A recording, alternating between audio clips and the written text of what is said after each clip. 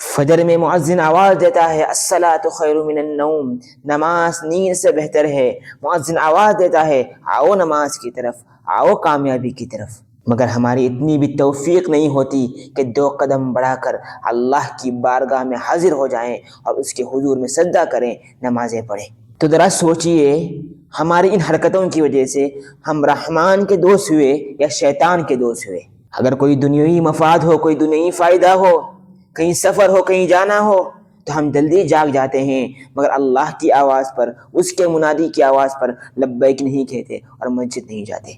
تو ذرا آپ اپنے آپ سے خود سوال کریں، کیا ہماری ان حرکتوں سے ہمارے حالات تبدیل ہو سکتے ہیں؟ یہ فجر کا جو وقت ہوتا ہے یہ اللہ کی طرف سے خاص انعام ہے، اور اس وقت رحمتوں کا نزول ہوتا ہے۔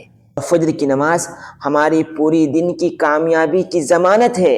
اس لیے تو نبی نے فرمایا کہ فجر سے پہلے کی 2 سنتیں دنیا میں جو کچھ ہے اس سے بہتر ہے۔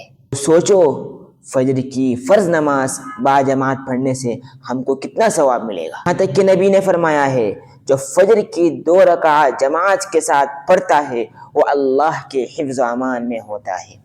اور منافقوں پر سب سے بھاری 2 نمازیں ہیں، ایک فجر کی اور عصر کی، اور اکثر ہم ان 2 نمازوں کے سلسلے میں بہت کوتاہی کرتے ہیں۔ تو معلوم ہوا کہ فجر کی نماز میں مسلسل کوتاہی کرنا یہ نفاق کی علامت ہے۔ جس انسان کے دین کی شروعات سجدے سے ہو، نماز سے ہو، اس کو کوئی مشکلات شکست دے نہیں سکتی۔ اپنی صبح کو اللہ کے نام سے روشن کیجئے تاکہ ہمارا پورا دن اچھا جائے۔